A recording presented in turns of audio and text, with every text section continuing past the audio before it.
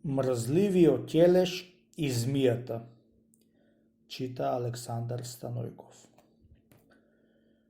Една вдојца жена си имала еден син многу мрзлив. Мрсулите му течеле од носот едно стај и в уста му влегувале. Од пуста мрза што беше имал, не и поваќал да се осекни за да не му влегуваат в уста. Од пустата мрза што имало, не само мрсулао било, ами и ќелеш па било, од што не се чешлало и чистело. Такво бидејќи, беше се арнисало од работа и беше се курдисало крај огниште да си седи на едно столче со 3 нозе, со нозете во пепелта. Ако му даеше мајка му да јади, ќе јади. А ако не му даеше, ич не јадеше. Дури бил татко му жив, одел на дрва на 2-3 дни еднаш, чунки и тој не паѓал подолу од сина си во мрзата. И носел по некое тоарче дрва за да се греет пустиот ќелеш што седел седо огниште. За доброто на ќелешо, умрел татко му и дури имало дрва носени од татко му гореле. Од која и догореле, останале без огон. Гледајќи тоа нешто сирота дрварица, голема мака е идело и едно го карала и го учела сина е да стане од пустото столче и да оди на дрва, како што одел татко му. Арно, ама пустата мрза од ќелешо беше го опоала и не ја слушал мајка си. Една вечер беше му се стегнала јако, што да го прати на дрва, макар в планина да остани. За да го кандиса, го викнала комшијата и го молила да го земи сина е со себе, да му набери дрва, да му и туари за прв пат, за да се научи и после сам да си оди на дрва. На тоа згора, кандисал ќелешо за да оди утрото на дрва со комшијата. Ете така, синко, да ја оставиш пустата мрза и да одиш на дрва, како што одеше татко ти. Да еве и си встасан за женење, да ми то женам и домаќин да те сторам, како што беше татко ти. Ете така, чето. Земи си опинците, пригоди си и да ти се азар и утре кога ќе те викни комшијата, да одиш на дрва со него. При се што кандиса ќелешо да оди на дрва, ни опинци пригодува, нити па магари видува. Виде не виде сирота мајка, зела и се му пригодила и азар му сторила. Легнала да спие и набрго се разбудила за да чуе која ќе викне комшијата. Еле викнал комшијата и го кренала сина е со 300 сили, та го качила на магаре и го испратила на дрва. Одејќи в планина, му набрал дрва на ќелешо, му и тоарил и си потерал своите магариња, а на ќелешо му рекол и тој да си го тера своето магаре и да оди по него. Мрзлив бидејќи ќелешо, гостил магарито на свој ќеф да оди, одело до негде му ги претоарило. Демо реал, ами сега кој да му и тоари пустите дрва? Никој нема да му и тоара, освен ќелешо сам да си и тоари. Арда, ама пустата мрза што беше го опојала, и ич го оставала да и тоари дрвата. Си седнал на дрвата и си чекал да дојди комшијата, пак да му и тоари, демек од Бога алвица чекал. Арно, ама комшијата силно си и терал магарињата за соден да си оди дома. Стоејќи ќелешо некој саат-два, туку беше довтасала една змија со голема сила да врви крај него и го добајала заврат, та му рекла: "Зини бре ќелеш, оти сега парчиња ќе те сторам." На часо зинал ќелешо. Слушај вамо ќелеш. Сега ќе довтасаат 1000 змии и ќе те видат овде, та ќе те прашаат за мене, али си ме видел. Немој ти да ме кажеш, оти да знаеш, јас сум ти веќе в срце и парчиње ќе те направам прво тебе, да после јас ќе загинам. А пак ако не ме кажеш, голем бакшиш ќе ти дам. Ете вака да сториш ќелеш, ако сакаш да си жив, и зини сега арно. Зинал што да може ќелешо и му влегла в уста. Не би час, ете 1000 змии кај летаат како некој силен сокол. Од силно што трчеле, силен ветер веело по планината, А пак од свирењето на змиите, што е живо во планина, беше се исплашило и на дно земи беше се скрило. Едно беше го виделе ќелешо змиите и беше го обколиле, та го прашале за змијата. Не виде една змија, бре ќелеш, сега брго овде да пролета? Видов една силна змија да лета, ама не овде, ами на онаа планина одлете, тамо ја. Кога чуја змиите лагата од ќелешо, трештија да трчаат уште со поголема брзина за да ја втасаат и по малце време се излегла змијата од ќелешо и му благодарила за дека ја скрил. Јас ти таксав еден голем бакшиш да ти давам ако ме скриеш и браво за тие што ме скри. Зини сега и подскрени си јазикот да ти плукнам под јазик.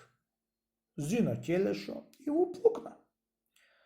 Од ова плунка што ти плукнав под јазик, ти ќе имаш дарба, што да намислиш и да речиш, тоа ќе ти се стори. Седи со здравје ќелеш и ако дојдат змиите пак да те прашаат, излажи и за некоја друга планина. Од која си отиде змијата, остаја замајан ќелеш од пустиот страф на змиите. Стоејќи му текнало да рече ќелешо, ако е вистина што ми рече змијата, ај сега нека се направите еден чардак и на чардак да седам јас магарето со дрвава и веднаш да ме носи дома. И на часо беше се направил еден чардак и на чардакот седна ќелешо со магарето крај сараите од царо, ја видел ќелешо царската ќерка кај стоела таму. И бидејќи многу лична, му коптисало да речи царја ќерка да роди едно машко дете од мене. На часу зачнала царја ќерка. Си дошол дома ќелешо и си исуправила мајка му дрвата. Ќелешо пак си седна во пепелта и уште еднаш не му текна да оди на дрва од пустата мрза што имал и од страо на змиите.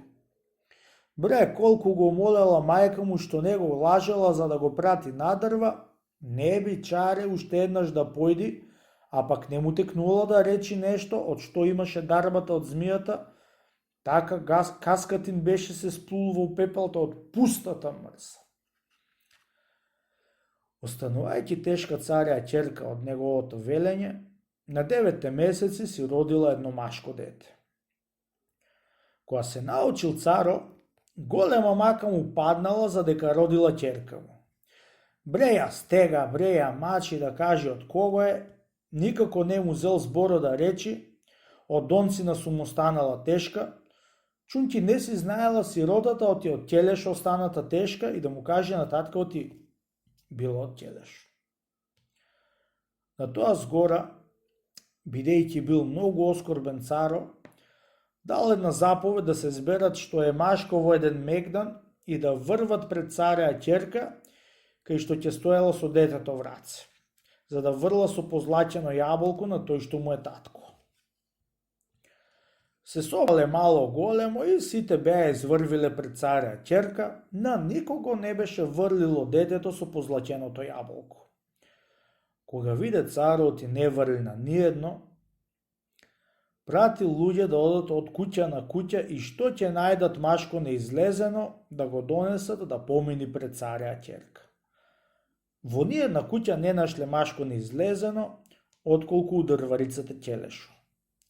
При се што не му ваќало умо на луѓето за ќелешо да бил при царја ќерка, па го зеле и го однесле кај царо, та го натерале да помини пред царја ќерка и бир баш го удрило детето со јаболкото по глава. До 3 пати го наврвеле пред царја ќерка и 3 пати го удрило детето. Тога се уверил царот и од ќелеша била ќерка му тешка, та од големата лутина ја затворил неа со детето во една бочва и со се ќелешо, та и врлил в море да се удаат. Кога се најде царја ќерка со ќелешо во бочвата, го прашала од кај дошол при неа и да роди дете. Од кај ме виде бре ќелеш, му рекла, што да родам дете од тебе и сега да се давам со тебе в море. Кога сидев од планина на чардак качен, те видов на пенџере и тога е реков да останиш тешка со едно машко дете. Ете, тога сум те видел. Кога ја чу тие зборови царја ќерка, ја притекна за да има нешто во ќелешо што има со едно велење да остани тешка и му рекла: Јарно бре ќелеш, си рекол тога да останам тешка и си поминал збор. Ами, кој ти рече така да велиш и да ти се слуша зборо? Да ти кажам, царја ќерко, кој ми рече и така ме подсети, ја рекол. Ме прати мајка надавра со комшијата и идејќи од дрво ми претоари магарето и стоејќи до дрвата, дофта се една змија и ми рече да зинам и да ја скријам в срце, чун ќе ја бркале 1000 змии. Од која ја скрив срце и ја куртулисав, ми плукна под јазик и ми рече: ти ќелеш, ќе имаш дарба, што ќе намислиш, седа ти биди. Велејќи во името на змијата да ми дојди ова и она. Од која ми рече змијата така и ми плукна под јазик, си отиде и јас си останав до растоарените дрва да чекам комшијата да се врати и да ми тоари. Од која видов оти нема да се врати, ми текна да речам во името на змијата да се најдам на еден чардак со се дрва и магаре и да ме однеси чардакот дома. Веднаш се направи чардак и тргна чардакот да ме носи дома. Врвејќи пред царјот царски, те видов тебе и те бендисав, та реков да родиш едно машко дете. Ете, од тоа велење, девојко, ако си родила дете од мене, може, а инаку не сум те ни сонувал, а не да сум те видел јас тебе. Од која го ислуша царската ќерка ќелешо, заверувала за се што е кажал, чун ќе го гледало ти било многу прост, и му рекла: кога така било, речи во името на змијата да излезиме од морето на Суво. Во името на змијата да излезиме од морево на Суво. И веднаш беа излегле. Која виде тоа чудо царја ќерка, многу се израдувала и му рекла: речи сега бре ќелеш, во името на змијата да не си ќелеш и да си прв умен и разумен на веков и да нема на веков поличен од тебе и од мене. Во името на змијата да сум умен и разумен и да сум најличен јас и царјата ќерка. И веднаш така беше се сторил. Здрав, умен и разумен, личен, што да нема уште едно момче на веков. Така се разубајала и царја ќерка. Од која се виде ќелешо здрав, умен и разумен, веќе не требало да го учи царја ќерка, ами сам знаеше како да вели и што да сака и да му се направи во името на змијата. Рекол да се направат едни сараи 100 пати поарни од царскиот сарај. Рекол да се направи еден такам во сараите, 100 катои, поубав од такамо на царо, се од сребро и од злато, нареден со бисери и бесенети камења. Рекол да се направат едни чудни азбавчиња и ѓулбавчиња, насадени со најлични цвеќиња, се со лисје позлачени. Тие миризби дури тажноина да му падни на човек која им мириса. Рече да изникнат едни лозници, наредени на скелења, што и покрива сите двори со тоа грозје уздрејано, турли, пупулиго и темјанушки и други чешити грозје, што не беше видело око човечко до тогај. Од кога уреди ќелешо се што му текнало, се венча со царја ќерка и си ја зеде за невеста.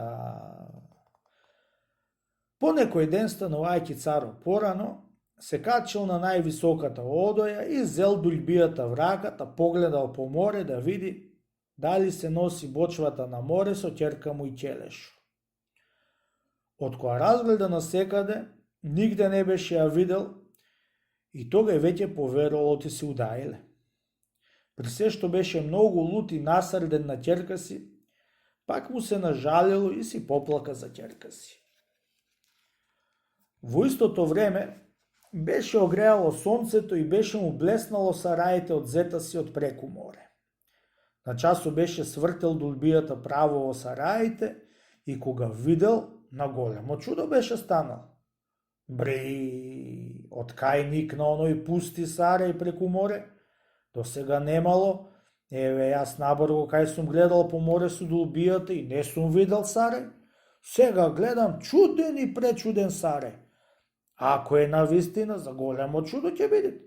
Да не ми се престорува како на сон да гледам, не верувам да ми се престорува. Вистина треба да се Сарај и ништо друго. На тоа згора прати чуадари да видат какви Сараи се и кои направи. Отидоа чуадари и од која идоа тој чуден Сарај со сите убајање, дошле кај царот и му расказале се како што било. Кога чул царот од чуадарите за чудниот Сарај, станал и отишол дури таму да го види со своите очи и после поверува. Зел со себе големата бабија и отишол да го види Сарајо. Кога се приближил до Сарајо, што да види, брате? Чудна чудесија што ни на соно не беше сонувал царов, таквие Сараи и уредби беше видел. Срам му било да влезе во Сарајо и да се каже од тие цар, арно, ама па сакал да види Сарајо и кој е тој што го направил. Приближувајќи се царот до портите, од Сарајо излегува едно чудо изметјари, изметјарки се во срма облечени да го пречекаат царот. Домаќине, ете ни го татко што не затвори во бочвата и не врли во морето да се удаеме. Мисли сега што да му направиме, му рекла. Трај си ти, домаќинко, јас што ќе му направам и тој ќе се зачуди. Е рекол Ќелешо и излегол на вратата, го пречекал и го курдисал во најарната одаја. Кога се најде во тие Сарај царо, се чудил и многу се устремил дека немал тој ваков Сарај. Од која и почестил Ќелешо со по една раќа и кафе, го повел царот со тебабијата да му покаже сите убајање што имал во Сарајево. Шетал и се чудил царот, шетал и се чудил, дури умом му кајдесал. Не можел да се начуди на тие убајање што имало во Сарајево. Од која изведел царо Сараите, посакал да си оди арно, туку Ќелешо го текливил да седи на вечера на гост и така дошол. Кандисал царо и му останал на вечера со сета тебабија. Седнувајќи на столој, дошол еден позлачен ибрик и леен да му потура да си мијат рацете и сама крпата му се подавала од рацете на раце да се бришат, чунки така беше рекол Ќелешот во името на змијата. Се ставила софрата, да донесле турли раќи и мезиња, па се донесле турли манџи и кога дошол редо да се тури, зел грнето врака сам Ќелешо и почнал тој да му тура вино во позлачени чаши, да пред секого му клавал и му рекол: слушај, вамо честити царе и вие сите пријатели, пред секого ви кладов по една чаша позлачена и од секого ќе ја барам кога ќе се крева софрата. Гледајте арно да не загине некоја, оти после джуапци ми давате, немој некому атар да му остани за ова што ти го велам. Оти у мене тој јадет го има, дали арно, али лошо, моја работа е таа. Кога чул царот тоа нешто и се гибнал и не, чунки имаше мнозина од тебабијата и може некој да се излажи да украде некоја чаша.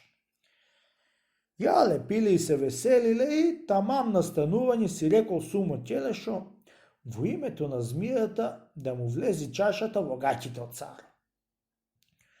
И му влегла без да сети царо. Тамам да се крени трпезата и почнал Ќелешо да му изема од секого чашите и најпосле дошол до царо. Кога виде пред себе царо да му ја дај чашата, нема чаша. Бре, аман, што се стори чашата? Вели царо. Честити царе, му рекол Ќелешо, јас сите со ред ќе ве барам за чашата, атар да не ви остани. Пеќи, пријателе, му рекол царо, прво мене ако сакаш бареме и чатар не ми останува. На тоа згора го барал Ќелешо царо и му ја нашол чашата в гаќи. Се устремил царо многу и ватил да му се колниот и абер немал како му влегла чашата в гаќи. Верувам, честити царе, оти ти абер немаш кога ти влезе чашата в гаќи, како што остана ќерка ти тешка. Еве јас сум Ќелешо, честити царе, и еве ја ќерка ти со машкото и дете, што не затвори во бовчата и не врли в море. Кога чу царот тие зборови од Ќелешо, му падна на коленици и му сакаше проштење за дека му стори тоа. Ја грабнал ќерка си и со плачење си ја избакнал и проштење сакал и се собрале на едно место да царот и да господаруваат може и до ден денеска. Си викнал Ќелешо и мајка си и да поживеет и таа покрај сина е. Кога умрел царо, се воцарил Ќелешо и си станал на столот. Ете како на слепото пиле Господ седело му прави.